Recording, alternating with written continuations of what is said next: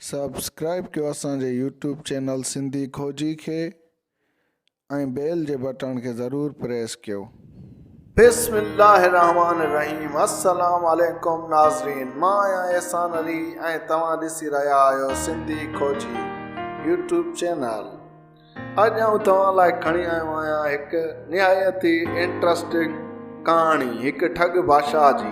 ठग बादशाह ऐं संदसि वज़ीर वेही सलाह कई खेनि हिकु कोट जोड़णो हो। कोट जे कम लाइ काफ़ी मज़ूर घुर्बल हुआ। हाणे ठग बादशाह सोचियो को अहिड़ो तरीक़ो जोड़जे जंहिंसां कोट बि जुड़ी वञे ऐं पैसा बि ख़र्च न थियनि। त हुननि हिकिड़ो फार्मूलो सोचियो। हुननि ऐलान कराए छॾियो त जेको अची करे बादशाह खे उहा ॻाल्हि ॿुधाईंदो जेका बादशाह जी ॿुधल न हूंदी त उनखे सोनी कुकड़ इनाम ॾिनी वेंदी। अगरि ॻाल्हि बादशाह जी ॿुधल हूंदी त ॻाल्हि ॿुधाईंदड़ खे बादशाह जे कोट में 6 महीना कमु करणो पवंदो बिना कंहिं अजूरे जे। कुकड़ जे सोने कुकड़ जी लालच माण्हुनि खे बादशाह ॾांहुं छिके आई। हिक खां हिकु माण्हू बादशाह वटि ईंदा रहिया।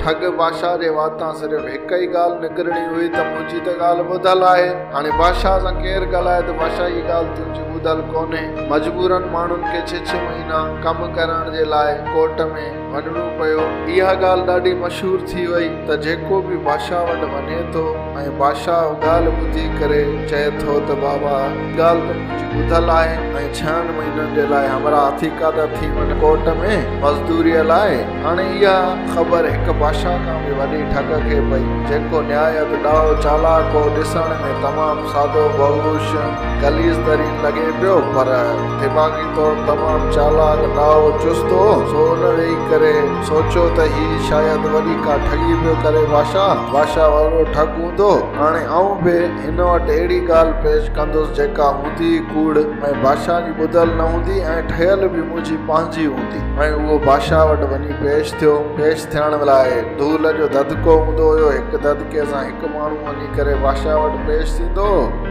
जॾहिं ही ठग पुॻो त धूल पाण खणी सटणु शुरू कयईं।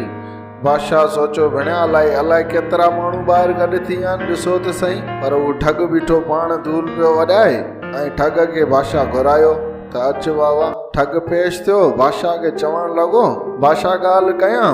बादशाह चयो इजाज़त अथई ॻाल्हि ॿुधाए। ठग पंहिंजो किसो हीअं ॿुधाइणु शुरू कयो त बादशाह सलामत, असीं एॾा वॾा अमीर हुआसीं जो असां वटि सोन जा चुल्हा, सोन जूं देॻड़ियूं, सोन जूं प्लेटां, सोन जो उखरी, सोन जी मूरी, सोन जा सरायूं। मतिलबु त हुन पाण खे एतिरो पैसे वारो ॼाणायो जो हुननि जे घर में हर शइ सोन जी हुई। ऐं हुन किसो कंदे कंदे बादशाह खे चयो त बादशाह मुंहिंजो ॾाढो असांखे चई वियो हो त जेको आहे तव्हां वटि अव्हांजो ॾाढो असांजे ॾाॾे खां झंडि उधर तौर अन्न पीअण वारो झंडि उधर तौर वठी वियो हो। सो अव्हां उहो झंडि जेकॾहिं वापसि कयो था, छो त असांजो ॾाढो चई वियो हो त उहो झंडि पंहिंजो वापसि खणी ईंदो बादशाह जे पोयनि खां। हाणे उहो असांखे झंडि वापसि कयो। जे इहा ॻाल्हि तव्हांजी ॿुधल आहे त असांजो झंडि वापसि कयो। जे अगरि तव्हांजी ॻाल्हि ॿुधल कोन्हे त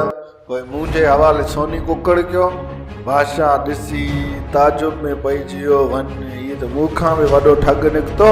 खण बाबा ही कुकड़, वञ हितां टर।